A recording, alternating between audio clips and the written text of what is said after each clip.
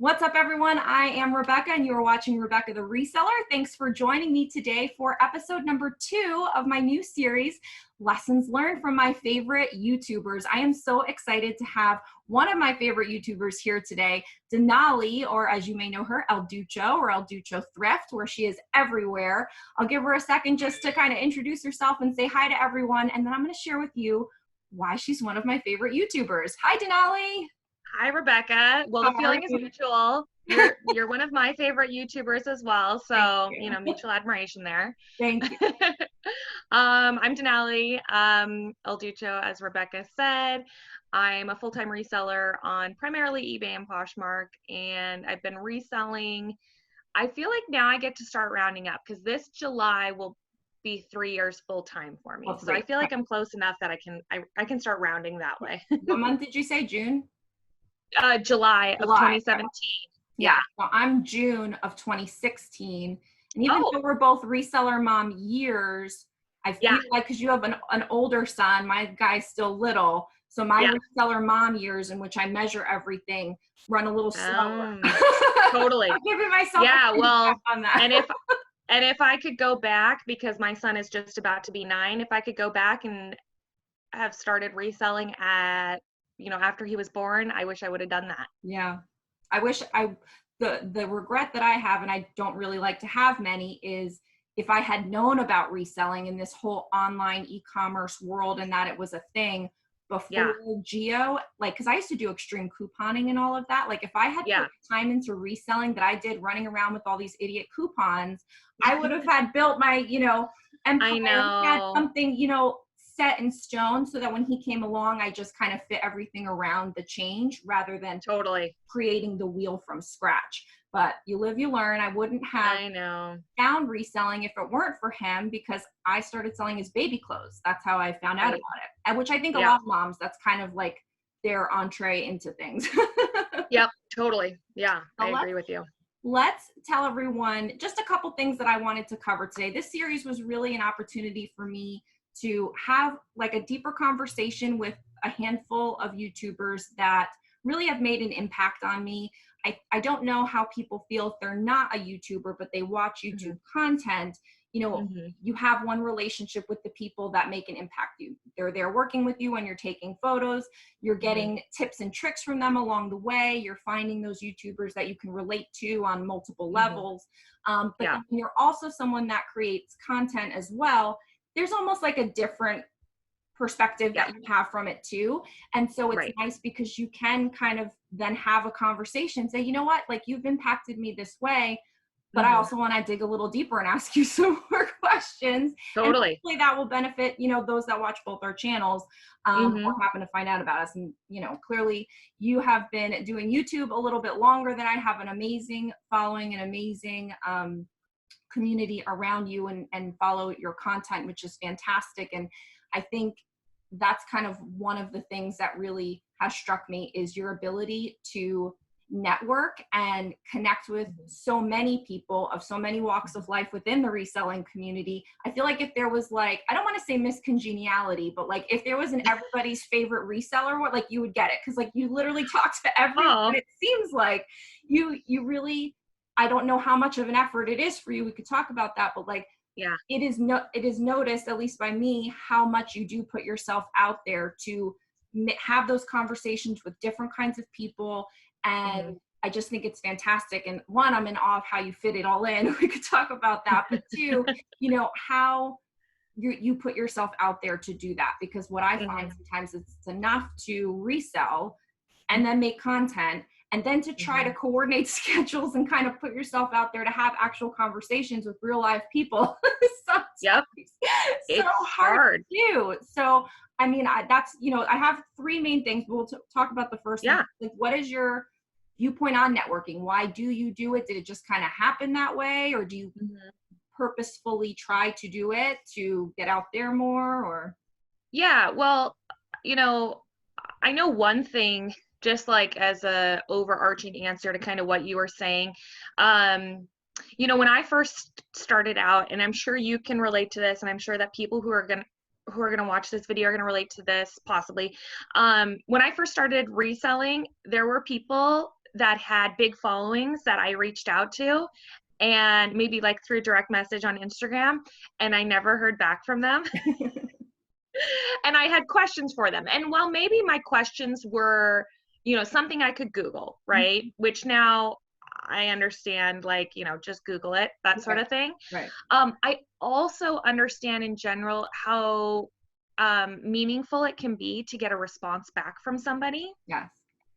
And while, I don't want to say I have like a billion, for instance, like DMs on Instagram, I get a number of them, but I really try to answer them because I know what it meant to me, and I still know what it means to me. Yeah. When somebody responds back to me, it doesn't matter really, what somebody's following is. If somebody takes the time to respond back to you, or even like something as small as like just like double tapping it and giving a heart, like the little acknowledgement that you saw it, you know what I mean? Like I try my best to acknowledge people in that way. And I think that that's just in life, I think that matters, just to acknowledge people. So I carry that over in that direction. But in terms of networking, I come from a human resources background. And so I do know the importance of networking in general in that way.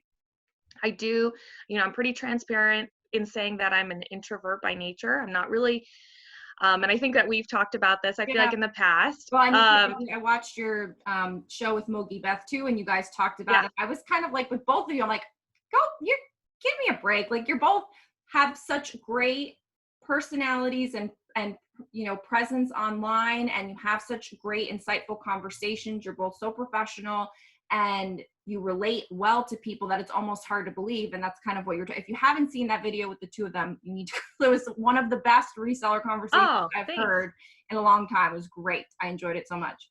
Yeah, I mean, it's definitely a forced extrovert for me. I tell people I'm an introvert by nature, but I'm a forced extrovert when I'm out in public. And that doesn't mean that my interactions aren't authentic, right? Because they are, and they, meeting people of, like whatever, resellers or not. Make yourself but I have to push myself. I have to hype myself up for it when I go out, just like, okay, we can do this. You know what I mean? Sometimes a little bit, like if there's a bar, a little bit of liquid courage helps me as well. But so anyways, I know the importance of networking, and then just consistency. I think in terms of like, talking about YouTube or any of the social media stuff or reselling in general, anything that you give a crap about, hopefully it's okay to say crap.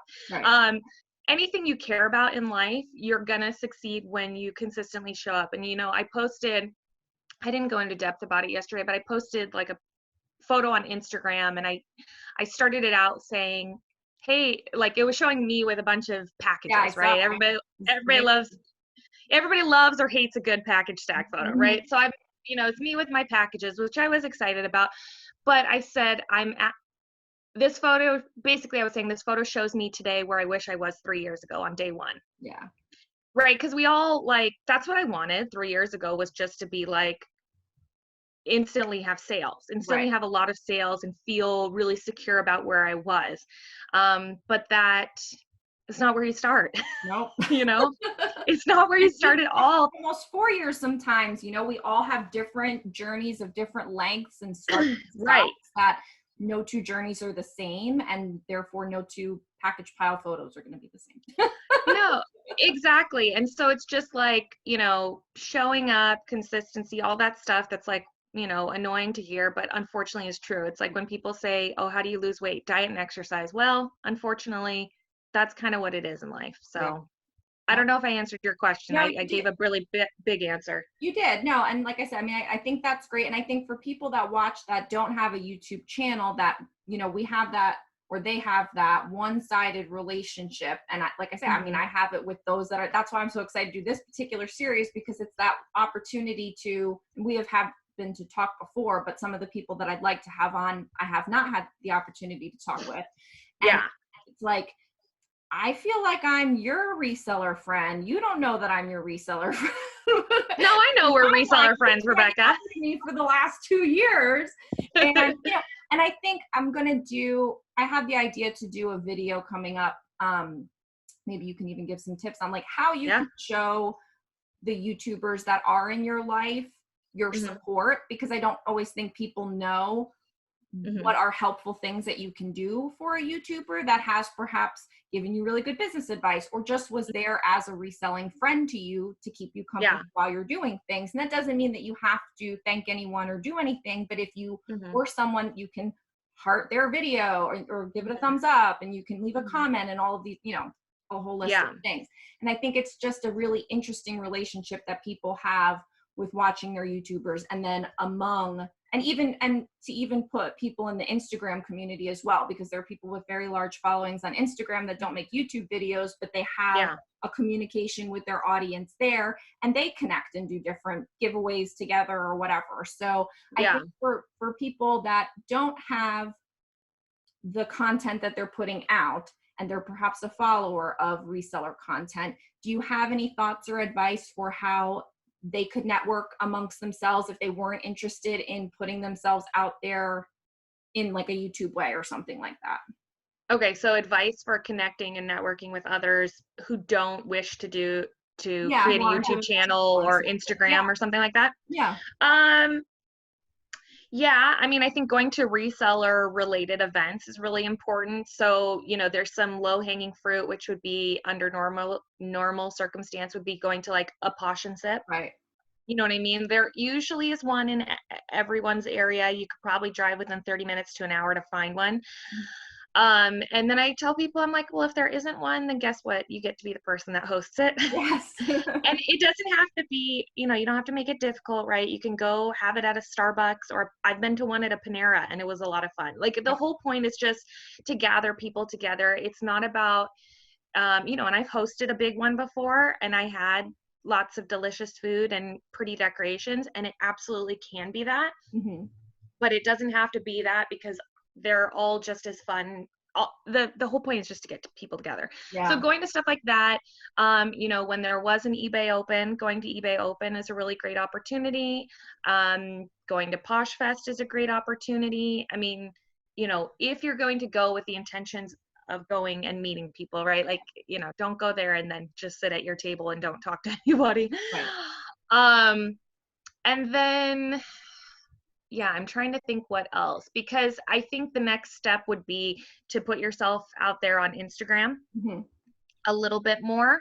I think that you do have to put up some pictures of yourself and introduce yourself and say where you're from if you want to connect with people in that way.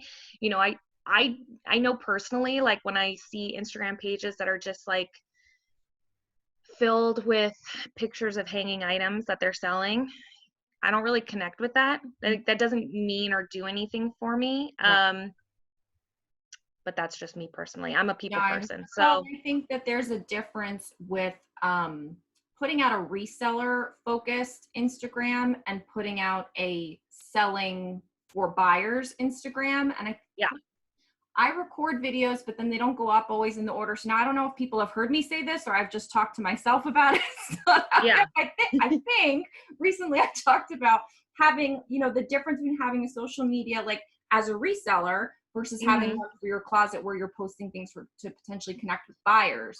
And that's one of the things that I would like. I went the reseller route because I felt like I could connect as a professional with other resellers this way. That would bring me more value almost than but I also connect with a buyer to put out, hey, I've got this new listing, and do that work when there's already the platform to potally help you. So like, I think that the value of having a following, but I haven't gotten there time-wise yet. Yeah, I think that there's value in making it all in one also, because I think, you know, resellers are also buyers, right? You know, I know I've bought from other resellers based upon things that they've posted online. I think it just depends. You have to walk a fine line with, like, if you're going to just have one account, you know, not posting too much information, right? I think there's definitely such a thing as posting too much information or posting things that are deemed appropriate towards your audience. There's a lot of things that I want to post on mine that I'm like, this isn't relevant. Put this on your personal Instagram, Denali. So that's interesting. So I've never really thought of you as purposefully doing it both. Is that what you do? I do. Yeah, I definitely feel like there's a lot of times where I'll, like, for Instagram stories, I'll start to do an Instagram story and then I'll delete it because I'm like, this is not relevant for my audience. Like, while I might think whatever I'm about to post is funny, like this isn't the right spot for it. Right. I struggle with Yeah. that too a little bit, but that's interesting. I'm very like, I like to compartmentalize everything. So I feel like this is this and that is that. And I don't know, like you want to do a little personal and your professional show, you know, Sure. relatable and all that. But I do try to keep, you know, some whatever. And so because my closet's on my rack and then over here, I'm Rebecca the reseller. I think if I was ever going to do it on my rack would be its own social media thing. And that would be specifically, I don't know, that's just like how my brain works of having those as like two separate messages.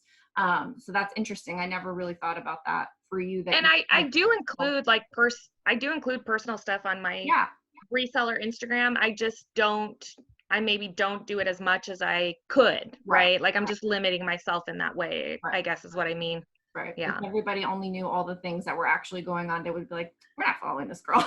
I know. Well, that's how I feel. Well, and I mean, if you have a business account on Instagram, you can look at your analytics, right? And you can see like, you know, your followers daily, like to see, right, like who's unfollowed you for the day, or you can also see, you know, how many people are looking at that Instagram story. So, right, like you can see that the ones that are people are just like, yeah, I'm not really interested in hearing about this. Yeah. You know what I mean? So the whole point is to kind of keep eyes, right? You want to keep people interested in the content you're giving. And so seeing like what's not doing well is like, that's the sort of content you shouldn't continue to post. Right. No, I agree. I definitely agree. I don't look at it as often as I'd like to make purposeful decisions. Yeah. But when I do, I find it's always very interesting. But yeah, it's just, there's the ever growing list of things that when just generally school comes back into existence, there's that, right? Because I used to have 12 hours where Gia was at preschool. Right. And then, you know, then there was always that list for those that have been watching my channel for a while of like when Gio goes to real school and I have 5 days of full-time, whatever, you know, gosh, imagine how much I could do. That's neither here nor there. That's not the topic. The other thing that I really admire about your content and you and your channel is your ability to show to everyone how you're not afraid to try new things and how you can, it seems like you're almost everywhere. And I know that you've talked about this now recently a couple of different times, because again, I'm watching all your stuff, you know, but it does feel like between the podcast and YouTube, and I know you've tried a couple of other different content type things, as well as, you know, now getting into like the palette you just got, which was so exciting. And the wholesale with the bras, and then, you know, comparing that to, I know you said like you went more Goodwill retail, you know, before being more bins focused. And so I just wonder what your kind of viewpoint is on making those decisions. Like, is there any particular where you're like, okay, I've mastered this, now I can move on, or I'm not content with this, let me move it? Like, what is that all, how does that all come out for you? Yeah, I mean, I don't know in the back of my mind how intentional it maybe is. Like it's, you know what I mean? Like it's not so planned. I mean, I'm a planner. So I just assume everyone has a master plan because I have 3 of them waiting on the side.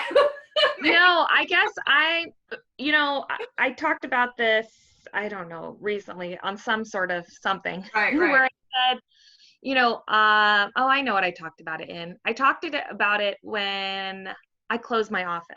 So I don't know if you saw that I had opened up an office back in December, and then I closed it at the end of March because I was able to get out. Well, it was a month-to-month lease, but I was able to get out without a penalty for April. Right. And it was a really hard decision for me. It was really like, you know, it sucked. It didn't feel great.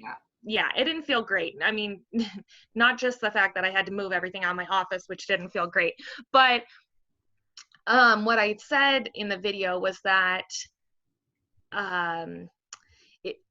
it was going to be okay, and I knew it was going to be okay because it's always okay. I believe those were like my exact words. And that's kind of how I view my life and how I do business. every time I've made a big decision, I mean, it's really just about your outlook, right? Yes. And that's hard to, I can't teach, we can't teach somebody that, Mhm. right? To kind of view things optimistically. Right. But I am an optimist in that way. I know that things will always work out for myself because they do, because I always just figure it out. Right. And sure, there's things I could look back on in my life and say, I wish that had gone a little bit differently, or I had done this, or da da da da da. But at the end of the day, if I choose to be like, yeah, but I wouldn't be where I am if those things hadn't gone on. Exactly. Um, you know what I mean? So that's how I choose to look at life and how I do business. And so, yeah, so that's how I feel. I mean, buying the palette. Sorry, I'm sitting on the floor, so if I wiggle a lot, it's just because I'm eternally getting comfortable. Um, but with the palette, see, I had no interest necessarily in buying palettes, or not at this point. Right. However, given current circumstances, I thought, well, I need inventory, Yeah. and there's no time like the present. And I found a place that I wanted to buy from, and the price was right. And I thought, you know what? I paid a price that I was like, I know I'll make my money back, Good. given the items that I saw. Mine didn't have a full manifest, Hmm. meaning that it didn't have a list of every single item that was in there. But the pictures that I saw of the items, I was like, okay, like these look like really good items. I feel very confident I'm going to be able to make my money back and then some. And what I did, for myself, I actually did some reseller boxes, which helped offset some of the Yep. cost of the palette, which was really helpful. And then at the same time, I can, share the wealth, right? Because in my palette, I got like 540 pieces. That's a Okay. lot. Great. That's a healthy amount, Yeah. and while I absolutely could sell through every single piece, you know, I'm not, I'm not going to move through it at the quickest pace. Right. I forgot. So, Was it returns or was it overstock? um, it was both. Oh, okay. Oh, good. Okay. Yeah. Yeah. So there's a mix of both. And, it's been interesting, like learning about buying clothing palettes. Cause, I would say mm, probably like 30 pieces in there that are just either damaged, and I maybe a little bit more, but damaged, or I could work on them, or were like weird customer returns, like they tagged it as a pair of Joe's jeans, but it was actually American Eagle. Um, You know how customers do that? right. Like it's like a scam or whatever. Right. Right. So it's just been interesting, like seeing all that. But, you know, with changing my business model of going from the bins to the regular thrift stores, and then now under current circumstances, I'm like, oh, I want to go back to the bins. Like back to keeping my costs low. Because Yeah. the thing I've learned is that, excuse me, I don't like sitting on expensive inventory. Right. You know what I mean? And the bins allows you to shop for a really low price. And I think your bins, I mean, because I always kind of drool over a lot of your hauls and your what sold, because Mm-hmm. it seems like your ASP is very high. Now I know with your what sold, you're kind of showing the cream, Yeah. I in just for my people's value, just for value of yeah. time and Mm-hmm. stuff, which Right. makes total sense. But like, with your hauls, it just seems like you were always consistently finding really good stuff, where I've kind of talked about our bins, even though we're very lucky to have two within like 20 minutes. Yeah. I can't come away with nearly that kind of return for your time, your investment, your travel there, whatever.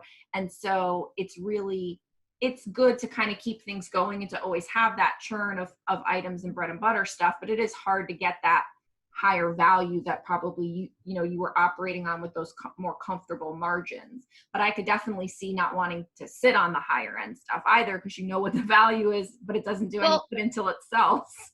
Well, and it's not just higher end pieces, to be honest, because when I think about like these past few months and just going back and shopping at like Value Village, for Mhm. instance, that's where I was like Oh. going and doing a lot of my shopping, Oh, okay. or Savers, to other people know it as Savers.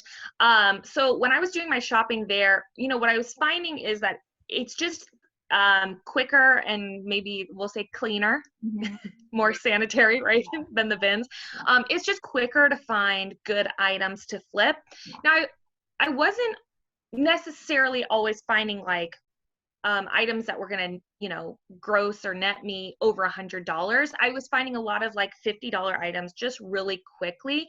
So I Mhm. think that's the benefit of shopping at regular thrift stores, is that you can Right. do it in less time, a lot, in a nicer environment. Right. More pleasant. Um, Whereas the bins, you're going to have to stay there longer, you're digging. But what I do like about the bins is that having the ability to take chances, because a lot of those high dollar items that I, show in my videos sometimes, some of them are just like risks. I've had like weird Hawaiian tiki shirts that I've bought from the bins that I've sold for $350. You know what I mean? Like, but I never would have bought that at Savers or Value Village, because I wouldn't have even gone over to the men's section. Interesting. So at the bins, my big thing is like picking up, obviously grabbing the obvious items, right? Like the bread and butters, the good $50 to $100 flips that you can find. But then also finding unique pieces and then comping everything. That's my big thing, is I comp everything before I leave the store. That was such a good habit to have, because I started out not doing that in the interest of time, because Gio was a baby when I would take him to the regular Goodwill. I never took him to the bins. When I took him to the regular Goodwill, I knew I had maybe 30 to 40 minutes before all, because he was a year old, a year and a half old. Like, he was not having it. And so it was like, okay, I could either use that time to pick up what I think might work, or I could use that time to look up what I know will work. And I just opted to grab what I could. And that process has, like, if you start with bad habits as a reseller in the beginning, like anything, they're just going to keep with you. And it's so hard to change your behavior. I'm only really starting to understand what being a disciplined sourcer means for your business. And I've paid for the sins of the past over and over again, especially when I come down to inventory or when I'm removing items that haven't sold after a year, because I give everything a year. And then I'm like, you need to go somewhere. We need to figure out somewhere else, because your home is not in my storage unit anymore. And so they get a year to make mama happy. And then I kick them out. I'll give Gio a little bit longer than your turnaround. But I curse myself when I'm like, I should never be picking up these things, and I'm like throwing them, get so upset, and then they either get redonated, or I have a lot of local dollar sales where I'm pretty good at offloading the merchandise that doesn't work out online in other ways, so that you can still at least get your money back or make a small profit, just for the fact that you had brought it into your life and made a relationship. And I made a lot of those bad buys. I mean, we all make them in the beginning, like I said, like almost 3 years in now, I know more than I did 2 years ago. Right. And I feel more confident now. But the big thing that I would say that I learned was just looking up comps, every single item. And for anybody who's like, what are they saying when they say comps? That's comparable sold items. I don't look at active listings to base my prices off of. I look at what has it sold for. So exactly. That's key. No, I agree. One of the things that I took away from, sorry, can I interrupt you for a second? I have to go do something with my son real quick. Can we edit this part? I'll try. It's fine. Don't worry about it. Yeah, I'll figure it out. Okay. All right. I'll be right back. It's okay. So what I will do is just say at this point, in case I can't figure out how to edit this, Denali's content has been so helpful to me over the last, I'm not sure when I found her in the career, but in watching her content, because even though she's not letting on that there's a lot behind her, business decisions, like maybe she doesn't feel like she always has a plan or whatever, I think the confidence that she alluded to, of like that underlying knowing that it's going to be okay, and that optimistic attitude says a lot and shows a lot. And I can say from my perspective, the reason why I admire it so much is because I tend to question and self-doubt a lot of what I do. And I think that's led to some of the reasons why I kind of zig and zag and change my mind from time to time. And one time I'm like, I'm only going to shop at the bins, and then I'm only going to shop Goodwill retail, or I'm going to do reseller boxes, or I'm going to do something else.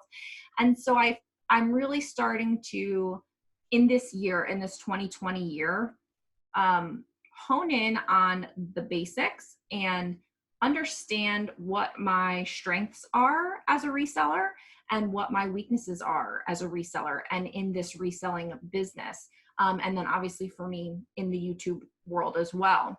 And I think it's very interesting when you do that self-awareness check and that introspection to find out like what aspects, because it's not just about what do I like about being a reseller. It's about what am I good at and what am I not good at, and being honest with yourself about those things. I was just kind of carrying the show because honestly, Yeah. Sorry. No worries. Mom life. Is everything okay? Yeah, no. We're good. Mom life though. So I don't know how to edit the videos on my computer. I only know how to edit them when they're on my phone. No worries. I may not be editing that out. I just kind of started yapping. But so for everyone, sorry. But yeah, I mean, that's one of those things that's on my list to learn. But I think I need to get a MacBook because that's the only way that you can have iMovie on a desktop. And iMovie seems like the only thing that I would know how to use, because I've tried to use the YouTube editor and I can't figure it out. Though I haven't spent time trying to learn. I just kind of went in there. I was like, nope, this does not look like I know what I'm supposed to do here. So I use the iMovie on your phone. Yeah. It takes a long time to do it on your phone. Like, I feel like it's probably faster on the computer. I don't know. See, I barely edit.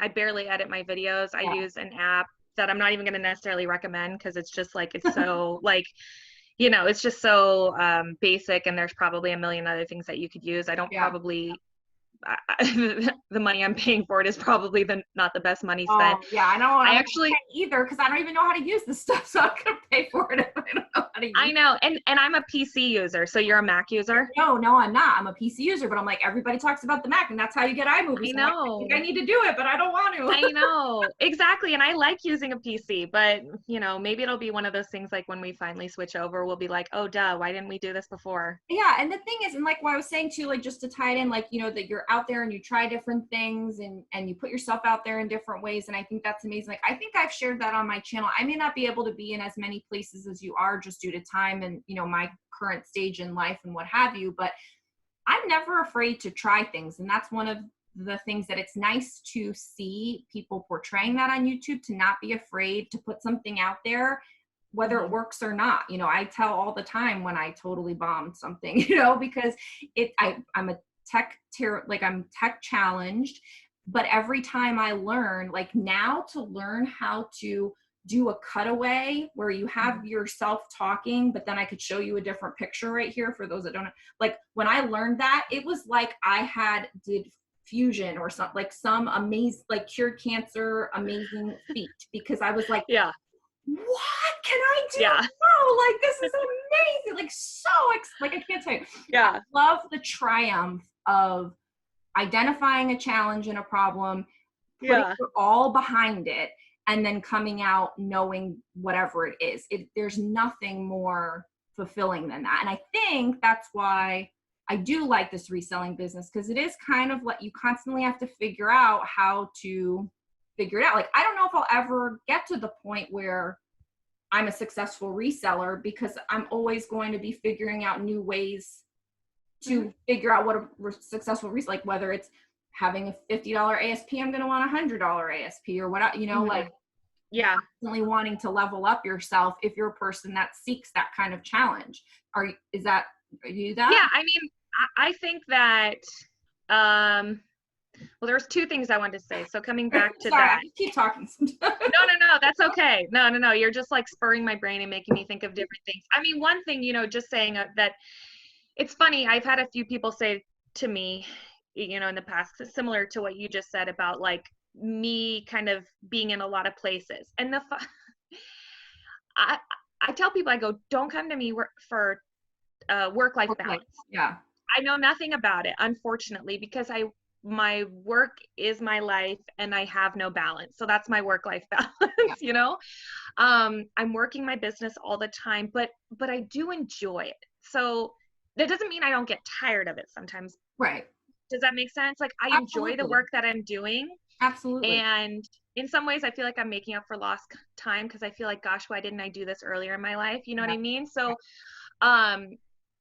so I like doing it, but that means a lot of different things to a lot of different people. And, it is what you want to put into it. And there's no like right or wrong way to do that, I guess, if that makes sense. Like, for instance, again, this is something I was thinking of when I posted that picture yesterday of like me with my packages. And it's like, I can post this picture of me with my packages because all I ever do is work and I don't do anything else. And so like this, I'm super proud of this. You know what I mean? But to somebody else who's like, yeah, but you know what, Denali? Um, Today I went on a hike with my kids and then we made slime and then we did all this and all, and like, I really love, they're in for them. They're like, I really love that. I'm like, that's super awesome. Cause guess what? Guess which mom didn't do that? Right. You know what I mean? But, and there's no, but there's no right or wrong way. Like, that's how other people, it just, how do you choose to use your time? You know Right. what I mean? And so what I'm sacrificing is maybe those moments of like, yeah, I didn't make slime and like I didn't take my kid on a hike and like maybe I feel bad about that. You know Right. what I mean? Like, And I did the same thing today with Gio, because my husband and Gio were in the pool. My husband asked me to go in, and I said, well, yeah, I thought today was Tuesday and you were off and this was my time to go be businesswoman, Rebecca. And I was going to have some reselling room time where I just sit and focus on some stuff I need to do. And I was looking forward to that, because I lost my kid free time when it was okay for me to work on my business because Gio was in preschool. And right. now I posted about it today of like, does your camera roll look like this? And it was all pictures of clothes. And now it's Yeah, all homeschool. I saw that. I've screenshotted everything on Pinterest. I don't even save it to a Pinterest board anymore. I just screenshot it. So I can be like, all right, now I got to cut up construction paper, save all the toilet paper rolls. I'm hole punching things. Like, Right. it's chaos. But while I love that so much, because now I know the Geo, because I always wondered, like, if you stay home with your son, whether you do or you don't, no problem. But because I did stay home with him, I knew everything about him all the time. And then I sent him off to preschool, and that was great because I could work on my business. But now I don't know what's going on with him for 4 hours. I don't know the Geo that was at school. Like, is he nice? Yeah. Is he helpful? Does he listen to his Right. teachers? Is he smart? Like, I don't know what's going on over there. And I always felt weird about that because I did know everything else that was going on. Right. He had a point where I thought, because he's so verbal and like has such a personality, like my husband and I were both in sales, hospitality people, like we're gonna yip yap till the day we die. And Gio's got that, like, you would think that he knew his letters because he just has this, like, I know everything. I'm gonna come back with all these quips. I'm gonna say all this stuff. That I thought he was farther along with some of the skills, and he was. And I was like, oh my God, you don't know any of your letters. We need to go into intensive, like, serious discussion right now. So we're like focused on the letters and doing all this stuff, which is, he's 4. So we're doing all of that. And I love it. And truth be told, I kind of like planning the lessons and stuff. Like, it's an itch that I can scratch. That's kind of cool. Yeah. But I'm so frustrated and almost a little resentful that I don't get to go and do all the things. Like, I used to make 3 and 5 videos a week. Now I'm down to 2. I used to do X amount of listings and go to the bins and do all this stuff and work on all these printables that I had in my Etsy store. And now that's out the window. And make designs for Amazon. And now that's out the window. So it's like, it's a double-edged sword right now of like wanting to be that mom and then also wanting to be that businesswoman. And somebody a long time ago when we were growing up told us that we could do both. And I don't know why, but they didn't tell us it was going to be hard. Right, exactly. Well, you can do both, but you won't do either of them well. That's what I've learned. At any given time. Yeah, because, when I think back to when I was working at my corporate job before becoming a reseller, I still had this feeling because I would feel like, well, if I was a good employee, then I wasn't being a great mom and wife, or I wasn't taking care of myself. If I was focusing on taking care of myself, I probably wasn't a great mom and wife or an employee. And if I was being a great mom and wife, I probably wasn't taking care of myself and taking care of work. Or whichever, you know what I'm saying? There. So the thing is you're never going to do any of them well, which sucks. And for anybody who doesn't have kids who's watching this and thinking, okay, I can't relate to necessarily what they're saying, I think you can still, because, even if you don't have children, you might think to yourself like, well, I used to be really in shape, but ever since I started reselling, all I do is this, and I'm not working out as much as I used to. Hobbies and other interests, your friends. Right. And I do think that's one of the reasons why I switched from the Reseller Mom Show to Rebecca the Reseller. It wasn't that I didn't want to have those mom conversations, but I realized that the people watching were also not moms, and I didn't want to continue to like alienate anyone. Sure. There were people that didn't have kids yet, or there were guys that were resellers home with the kids or not home with the kids, but were resellers. And I did think that the women that weren't moms yet, whether they wanted to be or not, but perhaps might be in the future, it is good to show those conversations too about potentially what a woman or a man in the caregiver role, because it's that role, right. not whether you're a man or a woman. It's just happens to be this particular funky role that exists. Those are the things that you think about. Like when I talked with Chris from Daily Refinement, which was the episode before this of my favorite YouTubers, you know, he's not at that point yet, but I gave him my 2 cents. I give everybody my I'm like, listen, get it all squared away with your reselling. Get it all squared away. You're funny, Rebecca. Huh? I said, get it all squared away. You're funny. Yeah. As if it can all be squared away. In terms of like, you know, knowing what there is to know and where you're, you know, because he's analytical like me, and we do like to have plans and processes and all of that. So there is a sense of putting your arms around it a little bit. But then I also said, like, you know, talk with your wife and get those communication things kind of smoothed over too, because that's, you know, the other elephant in the room when you have a, you know, when you have a third entity that's not a fur baby, because it's different apparently.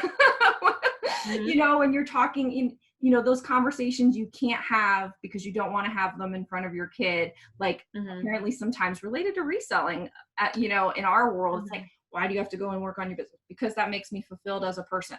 And I don't want to always just be a mom. Like, I don't know. Yeah. Yeah, no, I get what you're saying. I mean, my version of that is I tell my friends who either want to have children or are maybe pregnant with children, I say, take all the naps that you want right now. Yes. Because you won't get them back for a while. But going back to what you were saying about like having a high ASP, like, you know, those sort of goals for yourself, like, you know, do I want to have a $50 ASP? And then maybe later I want to have a $100 ASP or whatever it is, you know, $20 ASP, $40 ASP, whatever it is. I fluctuate back and forth at that all the time. And what I kind of like about myself is that, again, I'm flexible in that way. You know, I'm not so rigid that I'm like, this has to be what my ASP is. I've aimed to have higher ones, but then if it kind of doesn't go that way, it's not the end of the world. It's more of, I really appreciate in this job, in this business, that I can pivot on a dime. You know what I mean? Like, if I want to do this, I know that everybody says this, but it's true. If I want to do this today, then this is what I do. Right. And if I want to do this tomorrow, this is what I do. And that's what I really love about reselling, is that I can just change my mind at any given second. And that was the third thing that I had of the reasons why I admire your channel. And I'll read it to you literally because you said it. Oh, okay. Making sound decisions to pivot your business. Exactly what I wrote down.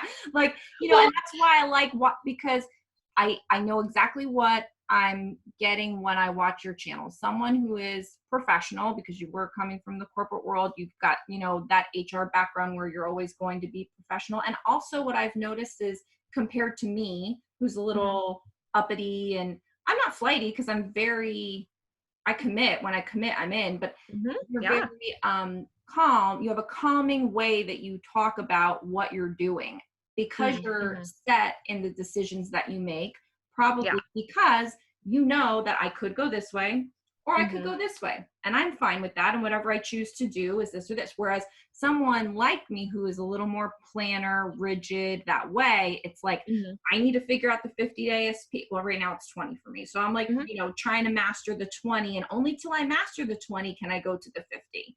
It doesn't compute to me that I could just be like, I'm just going to try to do 50, or, you know, or this week I'm going to go to the bins, and those are the kinds of things I'm going to buy. And then next week I'm going to go to retail, and those are the things that I'm going to buy. I feel like I get like, you have to put your business model in a box. Maybe you don't, I don't know. Like, I don't know what I don't. You have that freedom of mind. Yeah. I think I'm just eternally figuring out, you know, part of what I what I say is that kind of I'm always learning, right? I'm always a student in this business. I never feel like I know enough. I feel like I always have something to learn from somebody else, and I always am learning from someone else. You know, I continue to like look upward towards, there's resellers in the community that I look to that I think, wow, they're doing really awesome stuff. Like I want to get there, you know, and I also try and look at people who I think are kind of I don't want to say like on my level, but on my level in Yeah, yeah. terms of sales. Yeah, Like if we think of numbers, yeah. like of people who have similar lifestyles to myself, who do similar sales numbers to myself, and I try and pace myself with those people. Mhm. Try and keep pace, right? Because I want to be where they're at, Yes. or I want to be a little bit higher to kind of get to that next level. Right, for motivation. Um, but I'm also, I try and be forgiving with myself. Like some, you know, my capabilities aren't always going to be everyone else's. There's a lot of things on my plate.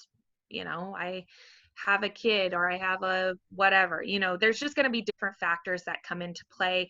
Right. So being flexible with yourself in that way. And then, yeah, I don't have a rigid business model. I probably should, but I don't know. You know, I It's don't working. know. I don't know, honestly. I mean, the more I talk about it and the more I kind of ponder on it, I see people talk about their business models. Because again, I am a big consumer of YouTube, even though I also make content. I know a Sure. lot of YouTubers Same. say that they don't watch, but I think that they do. I watch. I like YouTube content. Like I love reseller content. Yeah, but like I don't know if there, because there are, unless you are maybe a curated, you know, and Empty Hanger doesn't always share her, you know, she doesn't share all her stuff, which is fine, and I respect Mhm. that decision. Yeah. But she's one of the great examples of a curated, specific look, Yeah. style, perhaps size. Like she is, I admire her for that.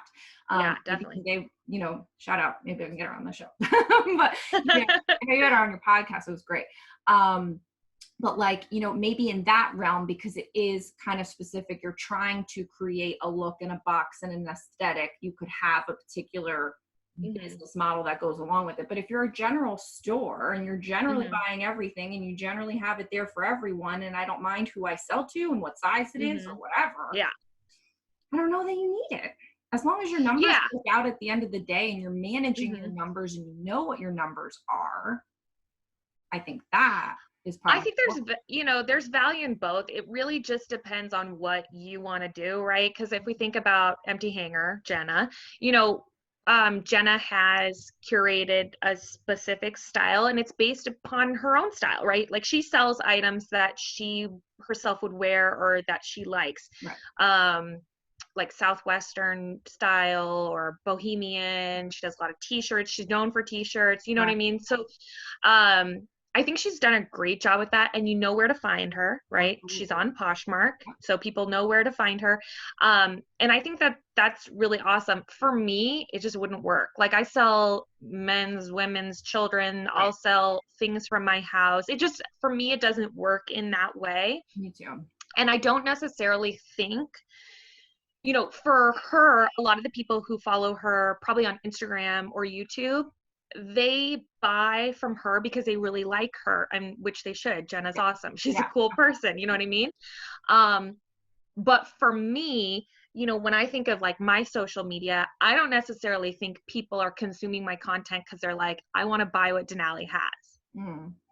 I don't go into it at all that way. I mean, the icing on my cake is when people will reach out to me and say, "Hey, that item you had in your haul recently, like I want to buy it." Right. Cool. That's awesome. Yeah. But I don't necessarily think that I'm always converting people who are watching my content into customers. I do think of it kind of separately in a way, like that the content that I'm creating is for resellers and is more of maybe educational or learning.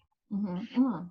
And then the reselling part is my practice. I'm practicing what I'm doing because, right, there are some YouTubers who YouTube and then resell for fun, Mm-hmm. right? Mm-hmm. But I put myself in a bucket of I'm a reseller that YouTube's for fun. Right. You know, like this is my, at the end of the day, like I could stop doing YouTube and I would still have a thriving business and income. Right. My income does not rely on my AdSense, which Right. to those who don't know what that means, that's what how YouTube pays us, Right. right? Sometimes it's hundreds of cents, and sometimes it can be hundreds of dollars, right? But this is not, I don't rely on my income.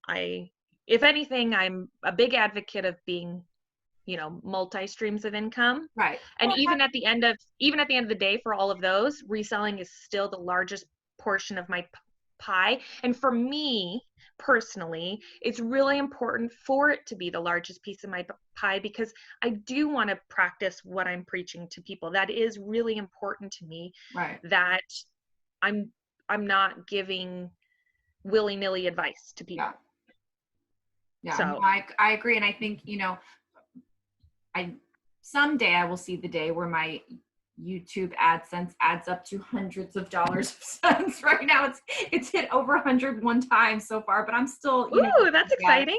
And I don't make as much as I could. And for a while, again, I was the Reseller Mom Show, which is a very small subset. And that kind of thing. So that's neither here nor there. I really don't make any judgments on where I'm at with my channel. I'm grateful for all of it. And I'm having such a kick butt time trying to figure everything out as a personal mission of learning this stuff, that it's all just cool to me, and that anybody who actually watches is hysterical to me. And I appreciate it. It just befuddles me every time that there are people that, tune in and see me on there, whatever. But, I do think that, everything that you said, I totally agree with. And I just lost my train of thought, which is probably fine, because probably let you go anyway. And I do want to check on Gio, because he was supposed to be, taking his nap. So hopefully he's down. My husband got it. If not, I may just see a kid literally standing outside of my guest room door. But, I agree with everything that you said. And I do really appreciate your time today. In, kind of letting me have this little indulgence, and then sharing that with everyone of, being able to say thank you for everything that you've done with your channel for me and my journey and what I take away from it, and having the opportunity to kind of like expand on some of those things. Because while I don't, like, going back to our initial talk about networking, I don't think I've ever really reached out to a reseller and asked a question like, how do you do the shipping thing? Like those kinds of transactional questions. I've never really done that, because I've always felt like I need to figure that out myself. I've never thought to ask someone in that way. And I feel like there's lots of opportunities with Q&As where you can ask those questions. Right. Those are good forums for that. But to have like a conversation like this where I can say, like, what is your philosophy about this? And what do you think about that? And, like, that's a nice connection that you don't always get to have. And hopefully that, it was helpful to those that are watching. It was certainly helpful and meant a lot to me. So I do appreciate it. I'm sure everyone knows where to find you, and I've already found you, but just let them know one more time, just in case. Oh yeah.